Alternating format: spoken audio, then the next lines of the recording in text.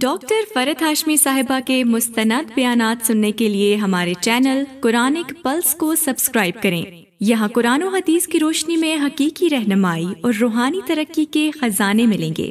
ابھی جڑیں اور دین کو گہرائی سے سمجھیں۔ السلام علیکم ورحمۃ اللہ وبرکاتہ، نحمدہ ونصلی علی رسولہ الکریم، اما بعد فاعوذ باللہ من الشیطان الرجیم، بسم اللہ الرحمن الرحیم، رب اشرح لی صدری ویسر لی امری واحلل عقدۃ من لسانی یفقہوا قولی۔ فأقم وجهك للدين حنيفا فطرة الله التي فطر الناس عليها لا تبديل لخلق الله ذلك الدين القيم ولكن أكثر الناس لا يعلمون منيبين إليه واتقوه وأقيموا الصلاة ولا تكونوا من المشركين من الذين فرقوا دينهم وكانوا شيعا كل حزب بما لديهم فرحون۔ پس اے نبی صلی اللہ علیہ وسلم، یکسو ہو کر اپنا رخ اس دین کی سمت میں جما دو، قائم ہو جاؤ اس فطرت پر جس پر اللہ تعالیٰ نے انسانوں کو پیدا کیا ہے۔ اللہ کی بنائی ہوئی ساخت بدلی نہیں جا سکتی، یہی بالکل راست اور درست دین ہے، مگر اکثر لوگ جانتے نہیں ہیں۔ قائم ہو جاؤ اس بات پر، اللہ کی طرف رجوع کرتے ہوئے، اور ڈرو اس سے، اور نماز قائم کرو، اور نہ ہو جاؤ ان مشرکین میں سے جنہوں نے اپنا اپنا دین الگ بنا لیا ہے اور گروہوں میں بٹ گئے ہیں۔ ہر ایک گروہ کے پاس جو کچھ ہے اسی میں وہ مگن ہے۔ فاقم، تو قائم کر لو۔ کس کو خطاب؟ نبی صلی اللہ علیہ وسلم۔ کیا قائم کرو؟ وجہ کا، اپنا چہرہ۔ چہرے سے مراد کیا ہے؟ رخ۔ چہرے میں انسان کی آنکھ، کان، ناک، دماغ سب کچھ آتا ہے، یعنی پوری سوچ سمجھ کے ساتھ، پورے شعور کے ساتھ خود کو جما دو۔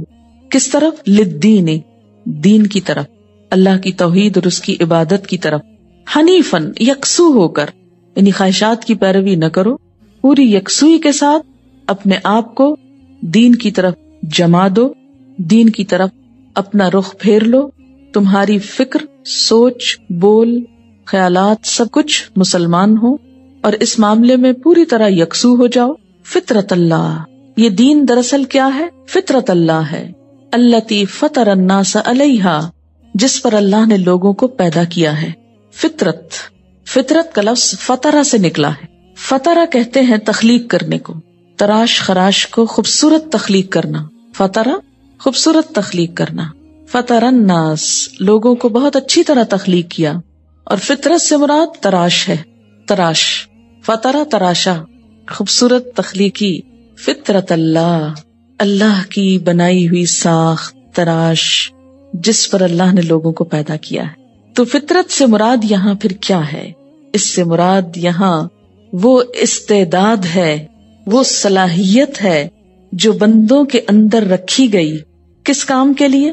اللہ کی پہچان کے لیے، دین پر چلنے کے لیے۔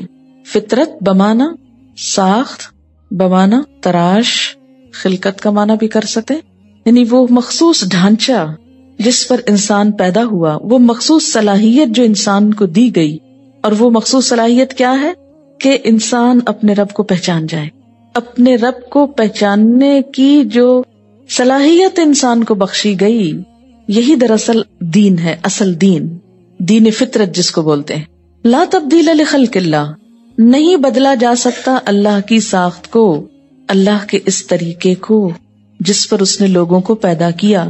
یعنی فطرت میں رب کی طلب موجود ہے، انسان اپنی نیچر کے اعتبار سے رب کا ضرورت مند ہے۔ ہر انسان کے اندر عبودیت کا جذبہ کہ ما خلقت الجن والانس الا لیعبدون وہ موجود ہے۔ سب کی پیدائش، خواہ وہ کوئی کافر ہو یا مسلمان، اس خاص فطرت پر ہوتی ہے جس کو آپ انسٹنکٹ بھی کہہ سکتے ہیں، جس کی طرف عہد الست میں بھی اشارہ کیا گیا۔ یعنی انسان کو سب سے پہلے اللہ کی پہچان کروا کے دل کے اندر وہ ایک طرح کی پہچان رکھ دی گئی۔ اب انبیاء جو آئے انہوں نے کیا کیا؟ لوگوں کو اس اصل کی دوبارہ یاد دہانی کرائی۔ یہ بالکل ایسے ہی ہے کہ جیسے زمین کے اندر ایک صلاحیت ہوتی ہے اگانے کی، استعداد ہے نا، اللہ نے زمین کی فطرت کیا رکھی ہے؟ جب بھی اس میں بیج پڑے وہ اس کو اگائے، یعنی تخلیق کی صلاحیت ہے اس کے اندر، کچھ پیدا کرنے کی۔ اسی طرح انسان کے اندر بھی زمین کی طرح ایک صلاحیت ہے، استعداد ہے. وہ کس بات کی ہے؟ کہ جب اس کے اندر پیغمبروں کی طرف سے لائی ہوئی خیر کی بات ڈالی جائے تو وہ ایک بیج کی طرح اندر سے پھر پنپ اٹھے. وہ کلمہ طیبہ ایک پورا درخت بننے کی صلاحیت رکھتا ہے. لا تبدیل لخلق اللہ، اللہ کی خلق کو تبدیل نہیں کیا جا سکتا، یعنی اس حقیقت کو بدلا نہیں جا سکتا. ذالک الدین القیم، یہی ہے درست دین، یعنی وہ دین جس کی طرف یکسو اور متوجہ ہونے کا حکم دیا گیا. فَأَقِمْ وَجْهَكَ لِلدِّينِ حَنِيفًا، جو فطرت کا تقاضا ہے. وَلَكِنَّ أَكْثَرَ النَّاسِ، لیکن اکثر لوگ لا يعلمون، جانتے نہیں، علم نہیں رکھتے، اس لیے بھولے ہوئے ہیں، بھٹکے ہوئے ہیں. تو بتانا کیا مقصود ہے؟ اگر کوئی انسان کسی انسان کو معبود بنا بھی لیتا ہے تو اس کے بنانے سے کوئی معبود بن نہیں سکتا. اگر آپ کسی پتھر کے بت کو خدا کہنا شروع کر دیں تو کیا خدا بن جائے گا؟ نہیں، وہ تو مخلوق ہی ہے. خالق تو بس کوئی اور ہے، اللہ اکیلا. لہذا مخلوق کو خالق سمجھنا فطرت کے خلاف چلنا ہے. یہ آیت ذرا سی مشکل آیات میں سے ہے. اب میں اس آیت کو پڑھوں گی، آپ ذہن میں سوچیے کیا سمجھ میں آپ کو. فَأَقِمْ، فا جو ہے یہ اس مثال سے ریلیٹڈ ہے جو شرک کی تردید میں بیان کی گئی کہ شرک سے دین حق کو کوئی واسطہ نہیں. لہٰذا اے پیغمبر صلی اللہ علیہ وسلم، فَأَقِمْ وَجْهَكَ لِلدِّينِ حَنِيفًا، آپ اپنا رخ جما دیجئے دین کی طرف بالکل یکسو ہو کر. اور دین سے یہاں مراد کیا ہے؟ اللہ کی توحید اور اللہ کی عبادت. جیسے قرآن پاک کی ایک اور آیت میں بھی آتا نا کہ هُوَ الَّذِي أَرْسَلَ رَسُولَهُ بِالْهُدَى وَدِينِ الْحَقِّ، وہ اللہ وہ ذات ہے جس نے اپنے رسول کو بھیجا ہدایت دے کر اور دین حق دے کر، سچا دین دے کر. کیوں بھیجا؟ لِيُظْهِرَهُ عَلَى الدِّينِ كُلِّهِ، تاکہ اس کو غالب کر دے اوپر دین کے سارے اس کے. لِيُظْهِرَهُ، ظاہرہ کا مطلب ہوتا ہے ظاہر ہونا، اور علا جب آتا ہے تو غلبے کے معنوں میں آتا ہے، یعنی اس کو غالب کر دے. علی الدین کلہ، تمام ادیان پر، یعنی دین کے نام پر جتنی بھی ایکٹیویٹی اس سے پہلے ہے اس سب پر اس کا غلبہ نظر آنے لگے. وَلَوْ كَرِهَ الْمُشْرِكُونَ، خواہ مشرک ناپسند ہی کریں، خواہ مشرکوں کو یہ کتنا ہی ناگوار گزرے. یہ غلبہ کس اعتبار سے تھا؟ نمبر 1 دلائل کے اعتبار سے. اور یاد رکھیے کہ دلائل کے اعتبار سے یہ غلبہ آج بھی دین اسلام کو حاصل ہے. پھر ایک وقت ایسا تھا کہ جب دنیاوی اعتبار سے، مادی اعتبار سے اور ایک رواج کے اعتبار سے بھی یہ دین دنیا میں غالب آیا، دنیاوی غلبہ بھی اس کو حاصل ہوا. آج اگر نہیں ہے، آج علمی اور دلائل کے اعتبار سے تو غلبہ ہے، لیکن عملی طور پر یہ غلبہ نظر نہیں آتا. یعنی دین اسلام کے مقابلے میں دیگر ادیان کے ماننے والے دنیا میں ابھرے ہوئے نظر آتے ہیں، اور اس کی وجہ بھی وہی ہے کہ لا یدینون دین الحق، انہوں نے سچے دین کو دین مانا ہی نہیں، یا دین کو سنجیدگی کے ساتھ لیا ہی نہیں. آج بھی اگر وہ اپنے دین کو پورے کانفیڈنس کے ساتھ لیں تو ان کا غلبہ یقینی ہے، کیونکہ اس میں سچائی ہے. آپ جانتے ہیں کہ حضور صلی اللہ علیہ وسلم جب دنیا میں آئے تو خود جزیرۃ العرب میں طرح طرح کے دین تھے. مثلاً مشرکین عرب کا ایک دین تھا جس کو وہ دین ابراہیمی کہتے تھے، یہود کا ایک دین تھا جسے وہ دین موسیٰ کہتے تھے، نصارہ کا ایک دین تھا جس کو وہ دین مسیح کہتے تھے، کرائسٹ سے کرسچینٹی، جوڈا سے جوڈائزم، یہودیت. یہ سب دین کیا تھے؟ یہ وہ تعلیمات نہ تھیں جو ابراہیم علیہ السلام نے یا موسیٰ علیہ السلام نے یا عیسیٰ علیہ السلام نے دی تھی. وہ تعلیمات جو تھی ان سب کا نام کیا تھا؟ اسلام. ابراہیم علیہ السلام جو دین لائے تھے وہ بھی اسلام تھا، موسیٰ علیہ السلام اور عیسیٰ علیہ السلام جو دین لائے وہ بھی اسلام تھا. لیکن ان لوگوں نے اس میں تبدیلیاں کر کے ان کے خود ساختہ ایڈیشنز تیار کیے ہوئے تھے، اپنی مرضی اور خواہشات پر مبنی.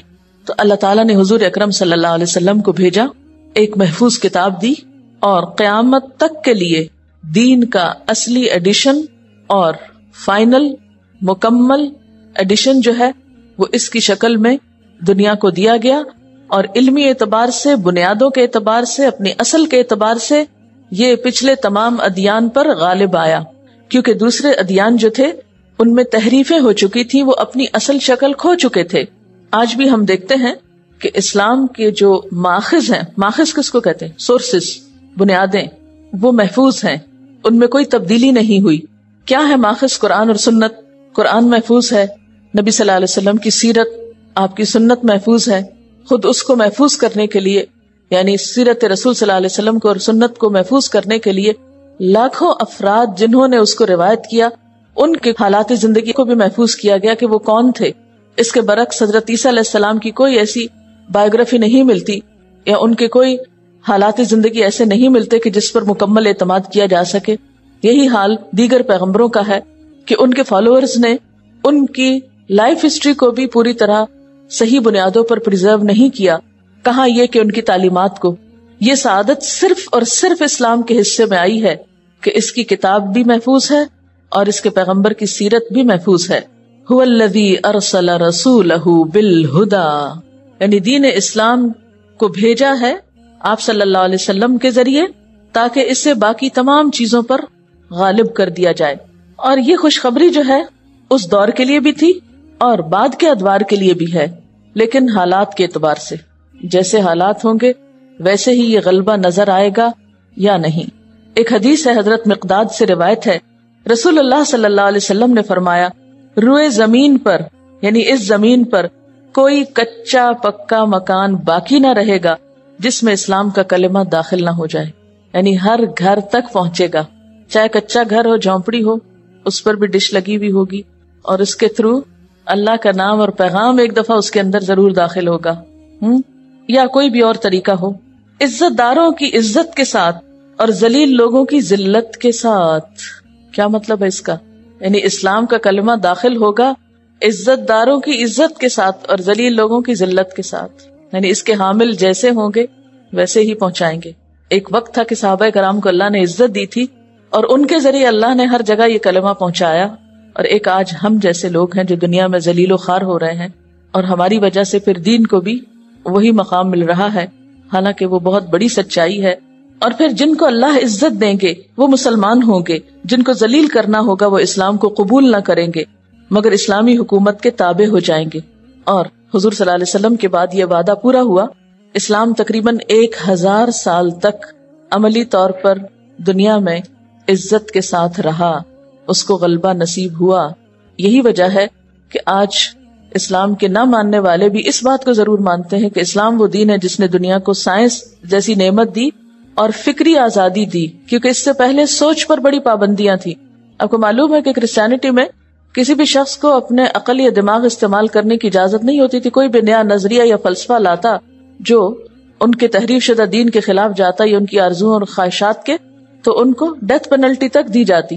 بے شمار لوگوں کو، بے شمار سائنٹسٹ کو زندہ آگ میں جلایا گیا اور بہت ظلم و ستم ہوئے. یہ اسلام ہے جس نے سوچ کے یہ پہرے اٹھائے اور عقل کے استعمال پر بار بار زور دیا. یہ جو دین ہے نا، یہ صرف پیغمبر نہیں لائے، یہ انسان کے اندر پیوست کر دیا گیا ہے. فطرت اللہ التی فطر الناس علیہا، اللہ نے بندوں کو بنایا ہی اس لیے ہے کہ بندے اپنے رب کی عبادت کریں. یہ بالکل وہی بات ہے یہاں جو ما خلقت الجن والانس الا لیعبدون میں ہے، یعنی ہم نے جن و انس کو اپنی عبادت کے لیے ڈیزائن کیا. خلق کا معنی یہاں کیا؟ تراشا ہے، یعنی لا تبدیل لخلق اللہ، اللہ کے اس قانون میں کوئی تبدیلی نہیں ہو سکتی. اس کا یہ مطلب نہیں کہ دنیا میں کوئی شخص غیر اللہ کی عبادت نہیں کر سکتا، تو کر سکتا ہے، لیکن اصل فطرت وہی رہنی چاہیے یا رہے گی. قبولیت اسی کی ہے جس پر انسان کو پیدا کیا گیا، مطالبہ انسان سے وہی ہے. اسی لیے کہا جاتا نا کہ کل مولود یولد علی الفطرہ، ہر مولود، ہر بچہ کس پہ پیدا کیا جاتا ہے؟ فطرت پر. فابواہ یحودانہ او ینصرانہ او یمجسانہ، پھر اس کے ماں باپ ہیں جو اسے بعد میں عیسائی، یہودی یا مجوسی بنا ڈالتے ہیں، اسے غیر فطری طریقے کی طرف لے چلتے ہیں. اس کی مثال ایسی جیسے آپ صلی اللہ علیہ وسلم نے فرمایا کہ ہر جانور کے پیٹ سے پورے کا پورا صحیح سالم جانور برآمد ہوتا ہے، لیکن پھر بعد میں کیا ہوتا ہے؟ اس کے مالک ان کے کان کاٹ دیتے ہیں. کوئی بچہ بھی کٹے ہوئے کان لے کے نہیں آتا. مشرکین اپنے اوہام جاہلیت کی بنا پر ان کے کان کاٹ ڈالتے تھے، چیر ڈالتے تھے، انہیں بتوں سے منسوب کر دیتے تھے. ذالک الدین القیم، یہی درست دین ہے جس پر انسان کی فطرت کو بنایا گیا. ولیکن اکثر الناس لا یعلمون، لیکن اکثر لوگ جانتے ہی نہیں کہ انہیں بنایا کیوں گیا. کیا سمجھ میں آیا؟ فاقم وجہک للدین حنیفا، یہ کیوں کہا گیا ہے؟ اپنے آپ کو رکھ لیجئے کہ مجھے کہا جا رہا ہے، ٹھیک ہے. فاقم وجہک للدین حنیفا، دین سے مراد کیا ہے یہاں؟ طریقہ، اللہ کی توحید اور عبادت کا طریقہ. یعنی شرک کرنے والے جو شرک کر رہے ہیں آپ ادھر نہیں توجہ کریں، آپ توحید پر قائم ہو جائیں. اور یہ توحید ایسی چیز ہے کہ اللہ نے بندوں کو پیدا ہی اس پر کیا ہے، انسان کے اندر صلاحیت ہی اس کی رکھی گئی، لیکن بندوں نے اس فطرت کے اوپر پردے ڈال دیے. انسان کے اندر کی طلب نہیں بدل سکتی، اسی لیے انسان کو چین نہیں آتا شرک پر کبھی بھی. میرے ہسبینڈ کسی شخص کا واقعہ سنا رہے تھے کہ وہ کس طرح مسلمان ہوئے اور کس طرح صحیح عقیدے پر ہوئے.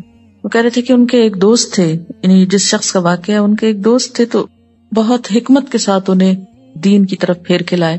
وہ کبھی ایک طرف کو جاتے، کبھی دوسری طرف کو جاتے، سب کچھ کرتے، لیکن ان کا کہنا یہ تھا کہ سب ریچولز کرنے کے باوجود دل کو چین نہیں آتا تھا، کبھی دل خوش نہیں ہوتا تھا، حقیقی خوشی نہیں نصیب ہوتی تھی، حقیقی اطمینان حاصل نہیں ہوتا تھا. اور جب خالص توحید کی طرف پلٹے تو چین آ گیا. تو جب تک انسان اپنی اصل فطرت پہ نہیں پلٹا اس کو چین نہیں آتا. یہ بالکل ایسی فطرت کو آپ یوں سمجھے جیسے انسان کی عادات ہوتی ہے نا، کچھ مثلا کھانے پینے کی ہیبٹس ہیں. آپ کی ہیبٹ میں ہو سکتا ہے کہ روٹی کھانا ہو، بنگالیز کی ہیبٹ میں کیا ہے، چاول کھانا. اب یہ ان کی ایک فطرت کا حصہ بن گیا نا، عادت کا ایک حصہ بن گیا، نیچر کا. آپ ان کو جو چاہیں کھلا دیں، جب تک وہ نہیں کھلائیں گے جو ان کی نیچر میں ہے، پیٹ تو بھر لیں گے لیکن چین نہیں آئے گا، ایسے لگے کہ کچھ کھایا ہی نہیں. اسی طرح آپ جو چاہیں کھا لیں، چاہے جتنا بھی پیٹ بھر لیں، لیکن جب تک وہ ایک بنیادی فوڈ کا حصہ نہیں کھاتے تو آپ کو چین نہیں آتا، اب لگتا کچھ نہیں کھایا. یا اسی طرح اگر آپ مخصوص طریقے پر پکا کر کوئی کھانا کھاتے ہیں تو بے شک آپ باہر جتنے بھی کھانے کھاتے ہیں آپ کو چین نہیں کہ جب تک آپ اپنے اس مخصوص طریقے پر بنا کر نہیں وہ کھاتے. اچھا، وہ عادت کہاں سے پختہ ہوتی ہے؟ ماں باپ سے پختہ ہوتی، بچپن سے جو آپ بچوں کو کھلانا شروع کر دیں. مثلا جس کو مرچیں کھانے سے چین آتا ہے، جب تک وہ مرچیں نہ کھائے اسے لگتا ہے جیسے اس نے کچھ کھایا نہیں، اس کا پیٹ نہیں بھرا. تو یہ بچپن سے ڈیولپ ہو گئی نا. اچھا، یہ جو عادات ہوتی ہیں، اب جو لوگ سائیکالوجی آپ میں سے پڑھے ہوئے وہ جانتے ہوں گے، ایک ہوتا ہے انسٹنکٹ اور ایک ہوتا ہے ہیبٹ. ٹھیک ہے نا؟ تو انسٹنکٹ کیا ہوتی ہے؟ جبلت ہوتی ہے، جس میں انسان کا اپنا دخل نہیں ہوتا کچھ، وہ بائی نیچر ہی انسان اس طریقے پر پیدا ہوتا ہے. مثلا ایک بچہ ماں کا دودھ پیتا ہے، اس کو کس نے سکھایا؟ پیدائشی ہے نا. تو یہ کیا ہے؟ جبلت اس کو بولتے ہیں. اسی طریقے پر اس کو پیدا کیا گیا، اس کے اندر پہلے سے پروگرامنگ کر دی گئی کہ اس نے یہ کرنا ہے. اس میں انسان کی اپنی کوئی چیز نہیں ہے، آپ نے اس کو کوئی ٹریننگ نہیں دی، وہ پیچھے سے لے کر آیا. چاہے چند گھنٹے کا بچہ ہو، وہ بھی اپنے اس کام کو جانتا ہے کہ اس نے اپنا رزق کیسے تلاش کرنا ہے. جبلت ہے. اچھا، اب اس میں عادت کب شامل ہوتی ہے؟ جب انسان کو ایک خاص طریقے پر دنیا میں آنے کے بعد کچھ چیزوں کا عادی کیا جاتا ہے. اب ایک بچہ جس طرح دودھ پینے کا طریقہ سیکھ کے آتا ہے نا ماں کے پیٹ سے، ایسے ہی توحید کا سبق لے کر آتا ہے ماں کے پیٹ سے. یہ ہے وہ فطرت، دین فطرت. لیکن جب بچہ باہر آ جاتا ہے تو اب مائیں کیا کرتی ہیں؟ بچوں کو جیسے مرچیوں کا عادی کر لیتی ہیں یا کسی خاص کڑوی چیز کا عادی کر لیتی ہیں. تو اسی طرح جو ماں باپ عیسائی یا یہودی ہوتے ہیں، وہ ان کی توحید کے اندر خلل اندازی کر کے شرک کا ان کو عادی کر دیتے ہیں، پھر وہ اس کے عادی ہو جاتے ہیں، پھر وہ بڑے ہوتے ہیں. بسا اوقات ضمیر بے چین کرتا ہے انسان کو، لیکن چونکہ سارا ماحول اس اندھیرے میں ڈوبا ہوتا ہے اس لیے کچھ سمجھ میں نہیں آتی، وہ روشنی نہیں ملتی. ایسے ہی لوگ اگر تعصبات کے پردے ہٹا کر کسی وقت دین حق تک پہنچتے ہیں تو روشنی کو دیکھتے ہی ایمان لے آتے ہیں، جیسے وہ نجاشی اور حبشہ کے لوگ اور بہت سے لوگ جو ایمان لائے.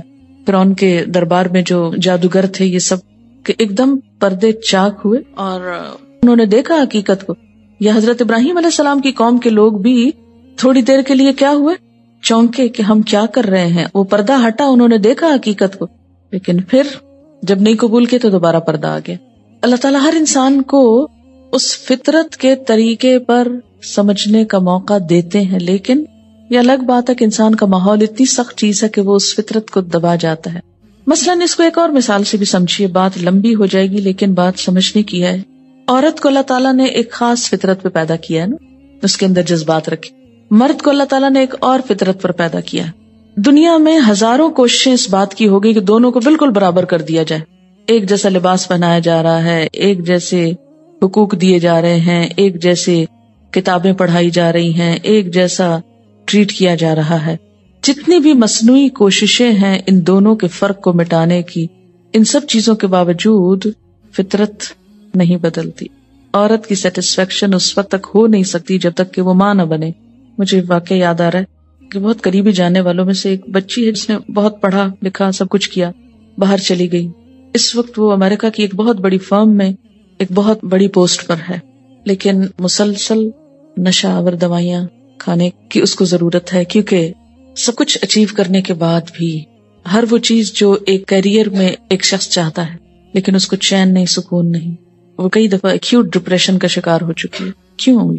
ایک انسان اپنی کامیابی کس کو سمجھتا ہے؟ بڑی ڈگری ہو، بڑی پوسٹ ہو، بڑا گھر ہو، دنیا میں نام ہو، شہرت ہو، سب کچھ موجود ہے جس کی انسان تمنا کر سکتا ہے، لیکن صرف ایک چیز نہیں، وہ کیا کہ شادی نہیں ہوئی اور فیملی لائف نہیں ہے.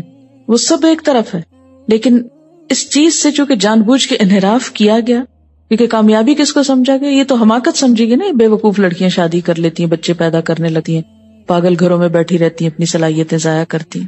اللہ نے اتنی عقل دی، ذہن دیا ہے، کچھ بن کے دکھانا چاہیے، اور مردوں کا تو خاص طور پہ مقابلہ کرنا چاہیے، ان کو تو ہرانا چاہیے. جب اس پالیسی پر عمل ہوا، کہاں تک ہرائیں گے؟ فطرت تو نہیں بدل سکتے، نہ اپنی بدل سکتے نہ مردوں کی بدل سکتے. یہ تو اللہ نے بنائے ہی اس طرح. تو انسان کی سیٹسفیکشن، انر سیٹسفیکشن ہوتی ہی اس وقت ہے جب انسان فطرت پر آ جاتا ہے، اپنی اصلیت پہ آ جاتا ہے، اس ساخت پہ آ جاتے ہیں. جیسے جگسا پزل ہوتی ہے نا، تو جگسا کے ہر پیس کو جب تک اپنی اصل جگہ پر نہ رکھا جائے تصویر نہیں مکمل ہوتی. اسی طرح انسان کی فطرت میں اللہ نے جو چیزیں رکھ دی، جب تک انسان اس پر نہیں آ جاتا اس کی سیٹسفیکشن. کیوں کہا گیا الا ان اولیاء اللہ لا خوف علیہم ولا هم يحزنون؟ اللہ کے دوست نہ غمگین ہوتے ہیں نہ خوف کھاتے ہیں. کیوں؟ اس لیے کہ فطرت پر ہوتے ہیں.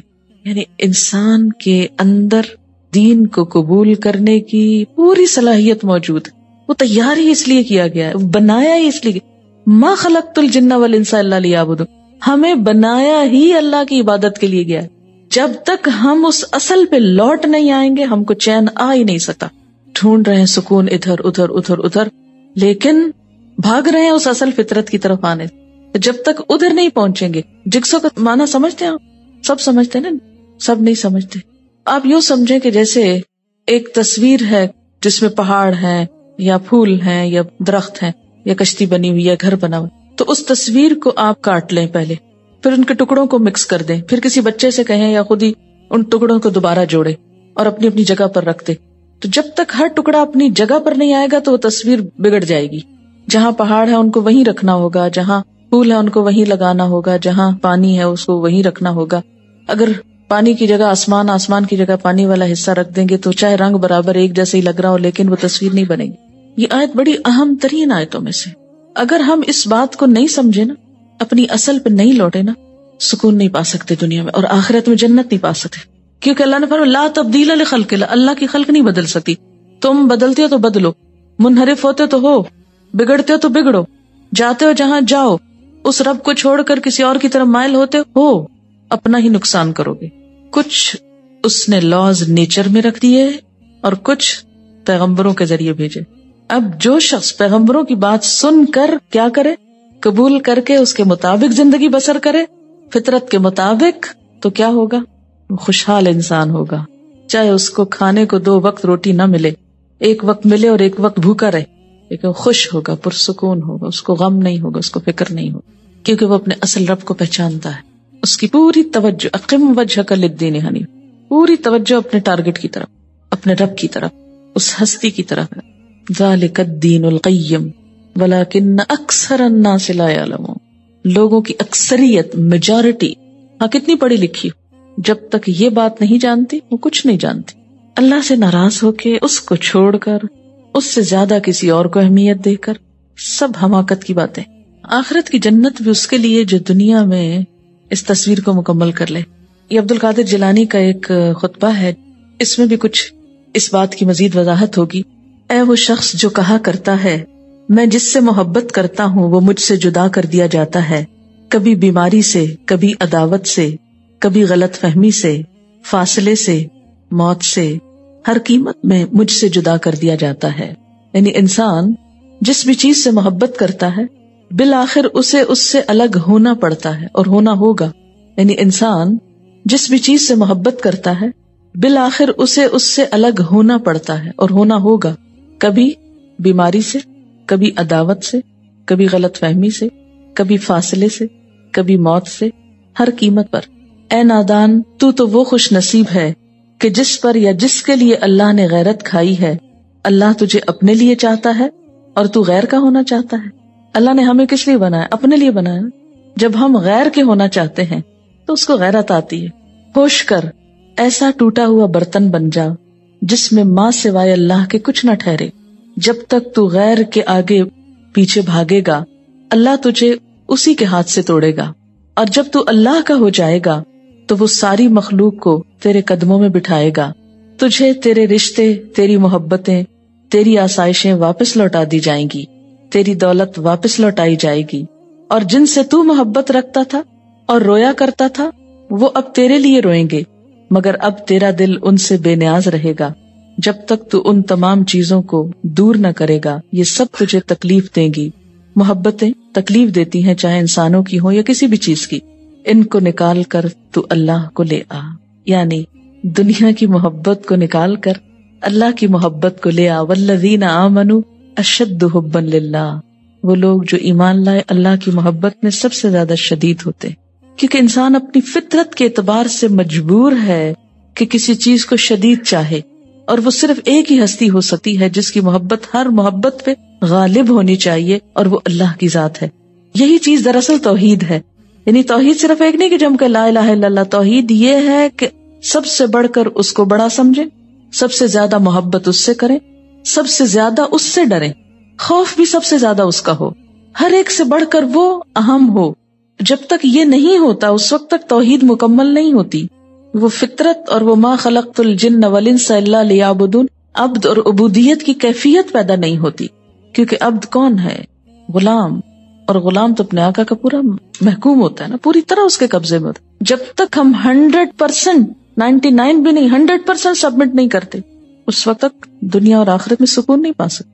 اللہ کے فیصلوں کو مان لینا، اس کی تقدیر پر ایمان رکھنا، اس کی طرف سے آنے والی خوشی، غم، دکھ، پریشانی، ہر چیز کو مان لینا۔ اللہ تیرا فیصلہ مان لیا۔ فَأَقِمْ وَجْهَكَ لِلدِّينِ حَنِيفًا، یکسو ہو کر۔ یکسوئی کیا ہے؟ کہ اللہ تعالیٰ کی ذات اس طرح، یہ بالکل ایسے نہیں جیسے مثلاً یہ سفید بورڈ ہے، اس کے اوپر ایک سیاہ نقطہ ہو تو اس کو آپ غور سے دیکھتے چلے جائیں اور اس کے بعد آنکھ بند کریں تو آپ کو کیا نظر آئے گا؟ وہی ایک نقطہ۔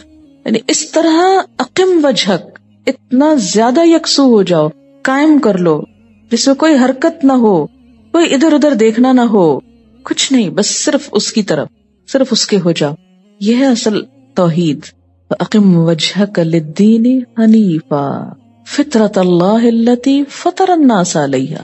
یہ دین جو ہے اسی کا دوسرا نام فطرت ہے۔ یہاں ایک دین تو اسلام ہے نا جو پیغمبروں کے ذریعے میں بھیجا گیا، اور اسی کا دوسرا حصہ ہمارے اپنے اندر رکھ دیا گیا۔ اللہ نے ہم کو بنایا ہی اس طریقے پر ہے، ہماری بھلائی یہ ہے کہ اصلی طریقے پہ آ جائیں، اس نے نہیں بدلنا۔ لا تبدیل لخلق اللہ، کیوں؟ اس لیے کہ ذالک الدین القیم، اصل بات ہی تو یہی ہے نا، یہ کیوں بدلے؟ حقائق نہیں بدل سکتے، ہم کو بدلنا ہوگا، اور جو نہیں بدلے گا خود ٹوٹ جائے گا، خود ختم ہو جائے گا۔ فیصلہ کر لیں کیا کرنا ہے۔ ڈاکٹر بننا، انجینئر بننا ضرورت ہے معاشرے کی، اس سے کوئی فرار نہیں، کوئی شک نہیں اس میں، نہ اس کا انکار ہے، لیکن یہ مقصد زندگی نہیں۔ ہم نے اپنی نسلوں کے ساتھ ظلم کیا کیا؟ ان کو یہ زندگی کا ایم دے دیا، میں کیا بنوں گا، یہ بنوں گا، یہ ٹارگٹ ہو گیا، بس یہ اچیومنٹ۔ اور ہوتا کیا ہے، وہ سمجھ یہ بیٹھتے ہیں بچے معصوم کہ جب ہم یہ بن جائیں گے نا تو اللہ دین کا چراغ ہاتھ میں آ جائے گا اور ہر مشکل کا حل مل جائے گا۔ لیکن جب وہ بن چکتے ہیں، وہاں پہنچ چکتے ہیں جو ایک خوابوں کی دنیا نظر آتی تھی، تو سخت مایوسی ہوتی ہے کہ اس کے لیے سب کچھ کیا۔ میری 3rd بیچ کی اسٹوڈنٹ تھی، اور کچھ حالات کی وجہ سے اس کو چھوڑ کے تو کوئی اور ڈگری کرنا پڑی، چھوڑ کے چلی گئی، MCS کیا شاید، اس کے بعد ایک جگہ پر کام کر رہی ہے ایز اے کمپیوٹر آپریٹر کا، یا معلوم نہیں کیا وہ ڈیزگنیشن۔ لکھتی ہے کہ madam, although I have done masters and really seen the world, the people, their attitude and their double standards, and to tell you the truth, I really feel now that this world is really nothing. The education, money, status, we are all after all this. This struggle is really useless. اصل میں وہی ہے کہ جب یہ ہمارا internet launch ہوا تو میں نے ان سے کہا کہ پچھلے جتنی بھی کوئی میلز ہیں ان سب کو وہ بھیجو، تو اس کو وہ ویب سائٹ ملی اور اس نے تھوڑا قرآن کو دوبارہ سننا شروع کیا، اور پھر وہ پچھلے اور اگلے کو کمپیریزن کیا، کہ ایک یہ زندگی تھی اور ایک وہ زندگی ہے، سب کچھ اچیو کر لیا ہے، جاب کر رہی ہے، سیلری ہے، سب ہے، لیکن جو دل کا پیس اور اطمینان اور خوشی اور سکون وہ نہیں ہے. اور خاص طور پر ایک عورت کے لیے تو ان سب چیزوں میں سکھ نہیں ہے، کیونکہ اللہ نے اسے کمانے کے لیے بنایا ہی نہیں. یاد رکھیں، اللہ نے عورت کو کمائی کے لیے نہیں پیدا کیا. ہاں اگر اس پہ کوئی ہارڈ شپس آ جائیں، اس کی مجبوری ہے، وہ ایک الگ بات ہے، لیکن یہ سب اس کی فطرت کے خلاف ہے. ہم سب اپنی بیٹیوں کو کس کے لیے تیار کر رہے ہیں؟ انڈیپینڈنٹ ہو جائیں، خود کمانے لگیں. بیٹوں کو نہیں سکھا رہے کہ ان کو لک آفٹر کریں، رشتہ داروں کو نہیں بتا رہے، مردوں کو یہ ٹریننگ نہیں دے رہے کہ وہ بہنوں، بیٹیوں، بیویوں کی کیئر کریں. غیر فطری کام پہ ہمارا سارا زور ہے کہ عورت کو اس کام کے لیے تیار کر دیا جائے تو خود کما سکے. اس بیچاری سے یہ بوجھ تو اٹھایا نہیں گیا کہ اس کے حصے کے بچے کوئی اور جنم دے اور شوہر کی خدمت کوئی اور کرے. یہ کام بھی اسے خود ہی کرنے، اور اس کے ساتھ مردوں والے بھی پورے کام اور پورے جاب آورز کرنے. ایک غیر فطری کام لیا. پھر مغرب نے اس سے بڑھ کے ایک اور ظلم کیا کہ عورت کو ماں نہیں بننے دیا، عورت کو بیوی نہیں بننے دیا، اس کو ایک شو پیس، سیکس آبجیکٹ بنا کے رکھ دیا کہ جو جب چاہے اپنی ضرورت کر لے اور اس کے بعد اس کو پھینک دے. فیملی لائف ختم ہو کر رہ گئی. سنگل پیرنٹس کے نام سے جو سارا کلچر وہاں وجود میں آ چکا ہے، اکثریت جس سے سفر کر رہی ہے، تو انسانیت دنیا کو جہنم بنا چکی ہے اپنے لیے. اللہ تعالیٰ تو فرماتے ہیں نا کہ ان الدار الاخرۃ لہی الحیوان. یعنی صلاحیت ایک عورت کی صرف ایک ٹرک ڈرائیونگ کے اندر ہی استعمال ہو تو وہ اس کی صلاحیت ہے، اور گھر چلانے میں جو صلاحیت استعمال ہوتی ہے وہ کیا کوئی قیمت نہیں رکھتی. آخر یہ کیوں سکھا دیا گیا اس کو کہ جو تم گھر چلا رہی، یہ تو بالکل ہی احمقانہ کام ہے. آج ہر عورت شرمندہ ہے اس بات پر اگر وہ صرف گھر کو لک آفٹر کر رہی ہے. ہم نے کیوں یہ نفسیات پیدا کر دی، کیوں یہ سوچ معاشرے کے اندر عام کر دی؟ ہمارے معاشرے میں بھی یہ ایک عام سوچ ہے کہ وہ عورت جو صرف عورت ہے وہ کچھ نہیں ہے. عورت کے اندر پہلے تو عورت ہونے کا احساس کمتری پیدا کر دیا گیا. تم عورت، تم کمتر چیز، تم تو کوئی چیز ہی نہیں ہو. ایک فوج بھی نوکروں کی وہ سکون نہیں دے سکتی جو ایک فیملی کے اندر ایک بچے یا شوہر دے سکتا ہے. پہلے عورت کو یہ احساس کمتری دی گئی کہ تم عورت ہو، پھر اس کو یہ سکھایا گیا کہ مرد بنو، پھر تمہارا کوئی نام ہوگا اور تمہاری کوئی ویلیو ہوگی، اور یہ کہہ کر اس کو ان کاموں پہ لگا دیا گیا جن پہ لگنا اس کی ضرورت نہ تھی. اگر ہم کچھ بھی مصنوعی ریزنز کی وجہ سے یہ مصنوعی پیدا کر دیں نا، ہمارے معاشرے کی ایک ضرورت بنا دی گئی کہ جو عورت نوکری کرے تو تبھی گھر چلے گا. ان مصنوعی ریزنز کی وجہ سے ہم نہ مانے اس اصل کو تو نہ مانے، لیکن فطرت نہیں بدلے گی. اس لیے کہ جب آپ اصل سڑک سے ہٹ جائیں نا کسی منزل تک پہنچنے کے لیے، اور آپ کوئی سائڈ سڑک لے لیں تو پھر آپ بھٹکتے جائیں، ایک کے بعد ایک جگہ پہ غلط نکلتے چلے جائیں. تو جب تک اصل پر ذالک الدین القیم، اللہ کی بنائی ہوئی فطرت یہ اصل طریقہ ہے، اس پر آؤ گے تو صحیح طریقے پر آؤ گے، اور جب تک اس کو نہیں پکڑو گے ایک کے بعد ایک کھائی میں گرتے چلے جاؤ گے. اچھا، یہ جو اللہ تعالیٰ فرماتے ہیں نا وَلَٰكِنَّ أَكْثَرَ النَّاسِ لَا يَعْلَمُونَ، اکثر لوگ جانتے ہی نہیں، علم ہی نہیں رکھتے. کس بات کا علم نہیں رکھتے؟ اپنے مقصد تخلیق کا. اس پر ایک بڑی دلچسپ پوئم ہے، شاید آپ کی نظر سے گزری ہو لیکن میں تھوڑی سی پڑھ کے سنا دیتی ہوں. یہ ایک جرمن پوئٹ ہے، اس کا نام ہے ہائیڈلبرگ کا ہے. یہ پوئم کا نام ہے The Fish and I.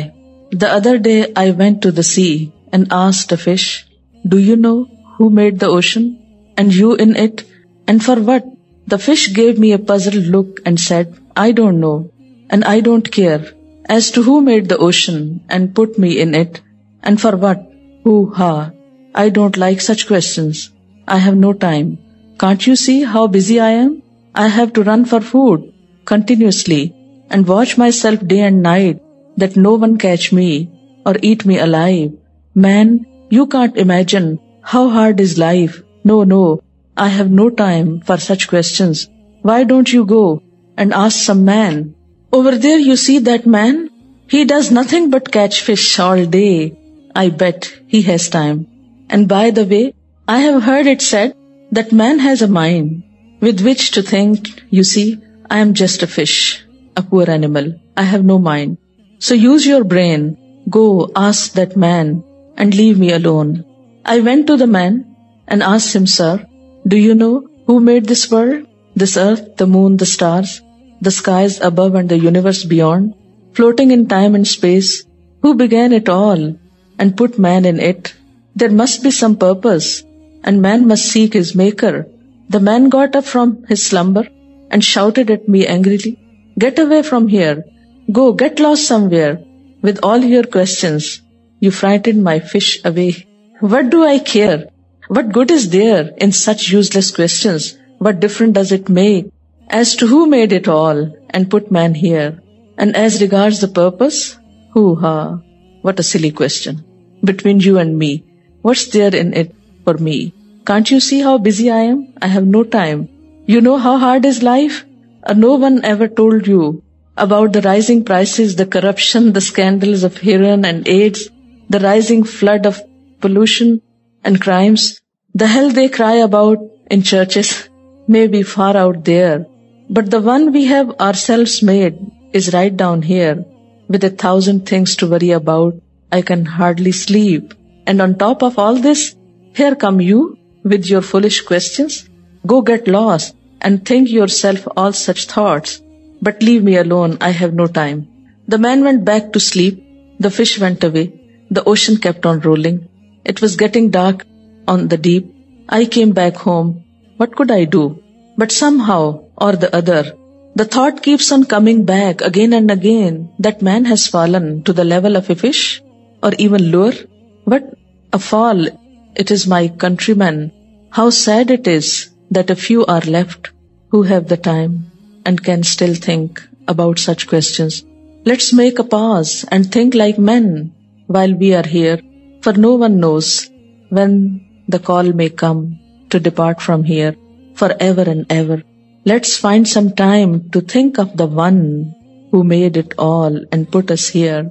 His door is open and he is very near for everyone who seeks him. تو بات یہ ہے کہ ہم میں سے اکثر لوگ اس مچھلی پکڑنے والے کی طرح ٹائم نہیں رکھتے یہ سوچنے کا کہ ہم یہاں کیوں بھیجے گئے اور ہمیں کیا کرنا ہے، کیونکہ ہم سب بہت مصروف انسان ہیں. ایک مچھلی پکڑنے والا بھی مصروف ہے اور ہم بھی جن جن کاموں میں پڑے ہوئے ہیں وہ سب مصروفیت کے. تو بات یہ ہے کہ جب تک لوگوں کو جھنجھوڑیں گے نہیں، جگائیں گے نہیں، اور جھنجھوڑنے میں یہی چیز کام آئے گی کہ ہمیں یہاں سے جانا ہے، پلٹنا ہے. ہم یہاں بیٹھ نہیں سکتے، نہ بھی سوچے تو بیٹھ نہیں سکتے، ہمیں جانا ہے بہرحال. توحید انسان کی انسٹنکٹ جبلت میں شامل ہے، جیسا کہ عہد الست سے بھی ثابت. پیغمبروں نے آ کے صرف وہ عہد یاد کروایا. اسی لیے تبلیغ کرنے کا طریقہ جو ہے نان مسلمز میں اسٹریٹ فارورڈ ہونا چاہیے. جب آپ اسلام کی دعوت دیں تو سیدھا اسلام کی دعوت دیں، اور اس یقین اور امید کے ساتھ کہ یہ اسلام دراصل اس کے اندر چھپا ہوا ہے، مجھے صرف پردہ ہٹانا ہے اور حقیقت کی پہچان کروانا ہے. لیکن چونکہ ہم خود دین پر پورے یقین، ایمان، اعتماد کے ساتھ جمے ہوئے نہیں، انٹلیکچوئل انویژن کا شکار ہو کر، فکری غلامی کا شکار ہو کر ہم اپنے ہی دین کی بہت سی حقیقتوں کے بارے میں شک میں پڑے ہوئے ہیں. جب ہم شک و شبہ کا شکار ہیں تو اس کا نتیجہ کیا ہے کہ ہم کسی کو بھی اسلام کی بات بتاتے ہوئے شرماتے ہیں، ڈرتے ہیں، جھجکتے ہیں، خوف کھاتے ہیں، اعتماد کی کمی کا شکار ہوتے ہیں، کیونکہ ہمیں یقین نہیں ہوتا کہ ہم سچ کہہ رہے ہیں. تو جس دن یہ آیت سمجھ آ گئی، فطرت اللہ التی فطر الناس علیہا لا تبدیل لخلق اللہ، اوریجنل دین، اصل دین نکال کر اسے جب آپ لوگوں کے سامنے پیش کریں گے تو جن لوگوں کی فطرت سلیم ہوگی وہ اسے بہت جلد قبول کر لیں گے، ہاں وہ خود مسلمانوں کے اندر سے ہو یا غیر مسلمز کے اندر سے. ضرورت ہے اصل دین نکال کے پیش کرنے کی، کیونکہ اللہ تعالیٰ نے فرمایا ذالک الدین القیم، یہ ہے درست دین، اصل دین کہ جو توحید پر قائم ہو. چونکہ ہم مسلمانوں کے اندر فکری بگاڑ کے نتیجے میں بہت شرک آ گیا، جس کی وجہ سے ہم اپنے دین کو دوسروں سے الگ نہ رکھ سکے. دوسرے ادیان کی بہت سی چیزیں ہم نے اپنے اندر جو جذب کر لی، اس کے نتیجے میں ہم دوسروں کو اس دین کی طرف بلانے کے قابل ہی نہیں رہے. اصل دین ایک ہی ہے. یہ جو فرقے اور جماعتیں اور گروہ بندیاں اور اختلاف اور انتشار ہوا، یہ کہاں سے ہوا؟ جب انسانی افکار اس میں داخل ہوئے، جب انسانوں کی سوچ اصل دین پر غالب آ گئی. قرآن یہ کہتا نہیں، میری عقل تو یہ کہتی. تو اب آپ کے اگری کرنے یا نہ کرنے سے کچھ نہیں بات بنتی، اس لیے کہ آپ کو تو اتھارٹی نہیں کہ آپ کچھ اس میں اپنی طرف سے نکال ڈال سکیں. وہ اتھارٹی تو کسی اور کے پاس ہے، اور وہیں سے آپ کو یہ سمجھنا ہوگا کہ اصل دین کیا ہے. اسی وجہ سے لوگوں کے اندر ایک انتشار کی سی کیفیت ہوتی. اتباع سنت کے اوپر بہت سٹریس میں نے کیا 2 وجوہات کی وجہ سے. ایک تو یہ کہ بدعات بہت زیادہ عام ہو گئی ہمارے معاشرے میں، جنہوں نے اتنا وقت استعمال کر لیا ہے مسلمانوں کا کہ اصل کام کرنے کے لیے وقت ہی نکل گیا ہے، وہ وقت ہی کوئی نہیں کہ اصل کام کریں، کیونکہ بدعتوں کے ریچولز پورے ہوں گے تو کوئی اصل چیز کی طرف جائیں گے۔ دوسری بات یہ کہ فقہی اختلافات اور انتشار جو پیدا کیا گیا ہے نہیں تھا لیکن اسے بنا دیا گیا، اس کی وجہ سے بہت سارے لوگ دین کے اصل پیغام سے ہی بھاگنے کی کوشش کرتے ہیں اور دین کا بس اتنا حصہ لے لیتے ہیں جو ان کو سوٹ کرتا ہے، ان کو فائدہ ہے، اور یہ سوچ کے جی اس معاملے میں فلاں یہ کہتے فلاں یہ تو میں کیا کروں، لہذا میں کچھ بھی نہ کروں۔ جیسے پیچھے بھی بات ہوئی کہ لا علمی بہت سے مسائل کو جنم دیتی ہے، اور اسی طرح دین کے اندر خود ساختہ اختلافات جو لوگوں کے اوپینین کی وجہ سے عموماً پیدا ہوتے ہیں وہ بہت سے کنفیوژن کو جنم دیتے ہیں۔ آپ دیکھیں کہ نبی صلی اللہ علیہ وسلم کے زمانے میں ایسا کوئی کنفیوژن نہیں تھا، ابتدائی دور میں ایسا کوئی کنفیوژن نہیں، جتنے بھی فقہائے کرام ہیں، علماء کرام ہیں اول دور کے، وہ آپس میں ایک دوسرے کے دوست ہیں، استاد شاگرد ہیں، محبت کا رشتہ ہے ان کے درمیان۔ امام شافعی امام مالک کے پاس رہتے ہیں، امام مالک ان کو امام ابو حنیفہ کے دو شاگرد امام ابو محمد اور ابو یوسف کے پاس بھیجتے ہیں علم حاصل کرنے کے لیے، اور پھر امام احمد بن حنبل جو ہے وہ امام شافعی سے استفادہ کرتے ہیں۔ ان کے درمیان کوئی اختلاف نہیں، کوئی نفرت نہیں، کوئی عداوت نہیں، کوئی بغض نہیں، کچھ بھی نہیں، ایک دوسرے سے تعاون کر رہا ہے، اس کے پاس بھیج رہا ہے کہ جاؤ اب یہاں جو کچھ میرے پاس تھا وہ تو لے لیا، اب جا کے فلاں سے لو۔ کیا آج یہ اخلاق مسلمانوں کے اندر موجود ہے؟ کہیں پائیں گے آپ؟ اچھا، اس کا نتیجہ کیا ہوا کہ مسلمانوں کے اندر دینی اختلافات نہیں تھے، نقطہ نظر کا فرق ہونا وہ ایک الگ چیز ہے، لیکن ایسا اختلاف جو آج کے دور میں فرقہ واریت کی شکل میں اور ایک دوسرے کے اوپر کافر اور فاسق کے فتوے لگانے کی شکل میں صادر ہوا، یہ چیز نہیں پائی جاتی تھی۔ جو وقت گزرتا گیا اصل ٹیکسٹ پیچھے جاتی گئی، اسے لوگوں سے دور کر دیا گیا، اور اس ٹیکسٹ سے ڈیڈیوس کیے ہوئے نکالے ہوئے جو احکامات تھے وہ لوگوں میں منتشر ہو گئے۔ اب مثلاً سونے کی زکوٰۃ کے اوپر 2.5% کی جو بات آتی ہے، تو آپ میں سے کسی کو بھی حدیث پتہ ہے، لیکن عموماً جب پڑھا جاتا ہے یا سنا جاتا ہے، یہ جتنے بھی لوگ زکوٰۃ دیتے ہیں تو انہیں اس سے کوئی نہیں ہوتا کہ نبی صلی اللہ علیہ وسلم نے کیا فرمایا تھا، یہ حکم کہاں سے آیا، بس وہ اتنا جانتے کہ اتنا ہے، ماں سے سنا، باپ سے سنا، کسی مولوی صاحب سے سنا، اور بس وہ کام کر لیا۔ وقت کے گزرنے کے ساتھ ساتھ جب اور سوچے دین میں داخل ہوئی تو ان چیزوں کو مشکوک بنا دیا گیا اور لوگ اپنے فرائض سے بھی غافل ہوتے گئے۔ اب اس کا نتیجہ کیا نکلا کہ دین کے اوپر ایک دھند سی چھا گئی۔ آج کے دور میں سمجھتی ہوں کہ دین کی طرف لوگوں کو لانے کے لیے سب سے مؤثر نسخہ اوریجنل ٹیکسٹ کو لوگوں کے ہاتھ میں تھمانا ہے، تاکہ یقین کی کیفیت پیدا ہو۔ یقین ختم ہوتا جا رہا ہے دین سے، اور انسان عمل کر ہی نہیں سکتا جب تک کہ اس کے اندر یقین نہ ہو۔ اس یقین اور اعتماد اور کانفیڈنس کو بحال کرنا ہے، یہی اختلافات کے ختم کرنے کا بھی ذریعہ ہے۔ اسی لیے اللہ تعالیٰ فرماتے ہیں کہ دین کی اصل کیا ہے؟ توحید، ایک اللہ کی عبادت، ایک اللہ، ایک رسول، ایک کتاب۔ جب سب اس پر جمع ہوں گے تو نفرتیں اور عداوتیں ختم ہو کر رہ جائیں گی۔ ذالک الدین القیم، پھر اصل مضبوط دین سامنے آئے گا۔ آج مسلمانوں کا سب سے بڑا روگ کیا ہے؟ شخصیت پرستی، انسانوں کو پوجنا کہ ہاں اگر فلاں بات بتائے گا تو ہم مان جائیں گے، اگر فلاں نے نہیں بتائی تو ہم نہیں مانیں گے۔ آپ کیوں فلاں اور فلاں کے پیچھے جاتے ہیں؟ آپ جائیں اللہ اور اس کے رسول کے پیچھے، کیونکہ تنازع اور اختلاف کا حل ہی یہ بتایا گیا کہ جب جھگڑا ہو تو اللہ اور رسول کی طرف جاؤ، اوریجنل ٹیکسٹ پہ جاؤ۔ ذالک الدین القیم، وہ دین جس کی طرف یکسو اور متوجہ ہونے کا حکم ہے، جو فطرت کا تقاضا ہے، وہ یہی درست دین ہے۔ ایک حدیث میں آتا ہے، حدیث قدسی ہے، نبی صلی اللہ علیہ وسلم نے اپنے خطبے کے دوران میں فرمایا، میرا رب فرماتا ہے کہ میں نے اپنے تمام بندوں کو حنیف پیدا کیا تھا، یکسو، پھر شیاطین نے آ کر انہیں ان کے دین سے گمراہ کیا، اور جو کچھ میں نے ان کے لیے حلال کیا تھا اسے حرام کیا، اور انہیں حکم دیا کہ میرے ساتھ ان چیزوں کو شریک کریں جن کے شریک ہونے پر میں نے کوئی دلیل نازل نہیں کی، اور اس طرح وہ اصل دین سے دور ہوتے چلے گئے۔ آپ دیکھیں کہ اصل دین سے انسان کب دور ہوتا ہے؟ جب اس سے کوئی تعلق نہیں رکھتا۔ اس وقت جیسے مثال کے طور پر غذاؤں میں دیکھیں، ہمارے پاس میدے کی بنی ہوئی چیزیں زیادہ استعمال ہوتی ہیں، اور اس سے ہمیں وہ غذا حاصل نہیں ہوتی جو اصل آٹے سے یا گندم سے یا اس کے جو چھلکے سمیت جو اس کے استعمال سے ہوتی ہے، اسی کا حصہ، لیکن ایسی ریفائنڈ شکل میں پہنچا کہ جس نے فائدے کی بجائے الٹا نقصان دینا شروع کر دیا۔ تو اس کا علاج کیا ہے؟ اصل کی طرف لوٹ جائیں، چھلکے سمیت لیں اس کو، بہت سی بیماریاں خود بخود دور ہو جائیں گی۔ بیسکس کی طرف لوٹ جائیں۔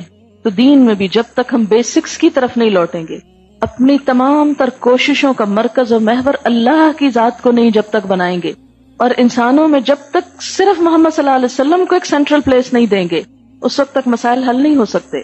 جب تک ہم یہ کہتے رہیں گے کہ میرا امام اور میرا بزرگ اور میرا رہنما یہ کہتا ہے اور دوسرا کہے گا میرا رہنما یہ کہتا ہے، تو لازمی طور پر اختلافات جنم لیتے رہیں گے.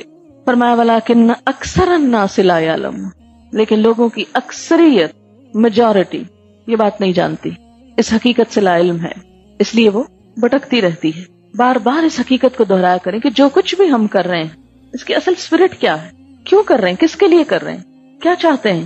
ایک ہی جواب ہے، اللہ کی رضا، حنیفن، ہر چیز سے بے نیاز ہو کر بس اللہ سے جڑنا، کیونکہ میرا معاملہ تو اسی سے ہے. انسانوں کے آگے تو ہم جواب دے نہیں، اور اگر ہوں بھی تو ان کو ہم دھوکہ دے سکتے ہیں، مگر اللہ کو دھوکہ بھی نہیں دیا جا سکتا. اکثر الناس لا یعلمون، دنیا کی اکثریت کا جو مذہب ہے وہ شرک، کفر ہے. جو لوگ نام نہاد مسلمان ہیں ان کی بھی اکثریت ڈائریکٹ نہیں تو انڈائریکٹلی شرک کے اندر ملوث ہے. شرک اکبر نہ صحیح، شرک اصغر صحیح. تو جب تک خالص توحید پر ہم نہیں آتے، عبادات میں روح پیدا ہو نہیں سکتی، وہ سکون اور اطمینان نصیب ہو نہیں سکتا جو دراصل دین کا انعام ہے، تحفہ ہے. کہ آپ دین لو تو آپ کو بونس کیا ملے گا ساتھ، جو اس کے معنی کے اندر ہے، اطمینان. فَأَقِمْ وَجْهَكَ لِلدِّينِ حَنِيفًا. اگر یہ آیت آپ کو سمجھ آ گئی نا، دونوں طرح سے، لفظوں کے اعتبار سے بھی، معنی کے اعتبار سے بھی، اور زندگی کے مقصد کے اعتبار سے بھی. اب اگر اللہ کی طرف رجوع کرنا ہے، اقم وجہک للدین حنیفن ہو کر، تو کیسے ہوگا؟ منیبین الیہ، اس کی طرف رجوع کرنے والے بن کر، اس کی طرف پلٹ کر. منیبین الیہ، سب سے پہلے تو انابت، واتقوا، اور اس سے ڈرو، تقوا. واقیموا الصلاۃ، اور نماز قائم کرو. ولا تکونوا من المشرکین، اور مشرکوں میں سے نہ ہو جاؤ. نماز قائم کرو اور مشرکوں میں سے نہ ہو جاؤ. تو گویا نماز کا قائم نہ کرنا یہ بھی کیا ہے؟ شرک ہی کی ایک قسم ہو گئی. اور منیبین کیا ہے؟ بار بار پلٹنا، یعنی فطرت سے جو ہی ڈائیورٹ ہونے لگو پھر ادھر جاؤ، پھر پلٹو، پھر پلٹو. یعنی اس کا حل اور علاج کیا ہے؟ فطرت کی طرف جانے کا، کہ ریپیٹڈلی اس کی طرف لوٹو، بار بار ادھر پلٹ کے جاؤ. من الذین فرقوا دینہم وکانوا شیعا، مشرکین میں سے نہ ہو جاؤ. کون مشرکین؟ من الذین، ان لوگوں میں سے، فرقوا دینہم، جنہوں نے ٹکڑے ٹکڑے کر دیا اپنا دین الگ الگ بنا لیا. وکانوا شیعا، اور ہو گئے وہ گروہ گروہ، یعنی گروہوں میں بٹ گئے، اصل دین کو چھوڑ کر فرقوں میں بٹ گئے. مشرکین سے مراد یہاں وہ لوگ ہیں جنہوں نے دین فطرت اور دین حق میں تفریق پیدا کر دی، اس کو ایک نہ ہونے دیا. اور شیعہ سے مراد کیا ہے؟ ایسی جماعت، ایسا گروہ جو کسی مقتدا کا پیروکار ہو. ایک ہوتا ہے نا مقتدی، مقتدی کون ہوتا ہے؟ جو فالوور ہوتا ہے، اور مقتدا جس کو فالو کیا جائے، کسی مقتدا کا پیروکار ہو. تو مراد کیا ہوا کہ تم توحید چھوڑ کر مختلف مقتداؤں یا لوگوں کو فالو نہ کرو، ان کے خیالات کے تابع نہ ہو. گروہ بندیاں کب ہوتی ہیں، فرقہ واریت کب ہوتی ہے؟ جب لوگ ایک اللہ کو چھوڑ کر، دین فطرت کو چھوڑ کر، انسانوں کے خیالات اور افکارات اور فلسفوں کے گرویدہ ہوتے ہیں. اللہ کی بات کے مقابلے میں انسانوں کی بات کو ترجیح دیتے ہیں. کل حزب بما لدیہم فرحون، ہر ایک گروہ کے پاس جو کچھ ہے اسی میں وہ مگن ہے. وہ سمجھتا ہے کہ وہی سب ٹھیک کر رہا ہے اور دوسرے لوگ غلط ہیں. تو دین فطرت، توحید پر ایمان، اور اس کا نتیجہ کیا نکلے گا؟ اتحاد اور اتفاق پیدا ہوگا. یہ بھی ایک غیر فطری طریقہ ہے کہ انسان دین کی اسپرٹ اور روح کو چھوڑ کر، اس کی اصل کو چھوڑ کر دائیں بائیں گزرنے لگے. بالکل ایسے جیسے آپ کسی پھل کے گودے کو چھوڑ کر اس کے چھلکے کو چاٹنے لگے. مثلا کسی بھی پھلدار درخت کی ٹہنیاں کھا کر آپ مزہ نہیں اٹھا سکتے، اس کی برانچز میں جا کے اصل لطف نہیں پا سکتے. غذائیت اور لطف اور سیٹسفیکشن کب ہوگی؟ جب آپ پھل کے اصل حصے کو لیں گے. اسی طرح دین کے اصلیت اور اصل روح کو چھوڑ کر اگر آپ سائیڈ ایشوز میں گھس گئے اور ان کی طرف چل پڑے تو پھر دین کا لطف نہیں اٹھا سکو گے. وآخر دعوانا ان الحمد للہ رب العالمین. سبحانک اللہم وبحمدک، نشہد ان لا الہ الا انت، نستغفرک ونتوب الیک. والسلام علیکم ورحمۃ اللہ وبرکاتہ. ڈاکٹر فرحت ہاشمی صاحبہ کے مستند بیانات سننے کے لیے ہمارے چینل قرآنک پلس کو سبسکرائب کریں. یہاں قرآن و حدیث کی روشنی میں حقیقی رہنمائی اور روحانی ترقی کے خزانے ملیں گے۔ ابھی جڑیں اور دین کو گہرائی سے سمجھیں۔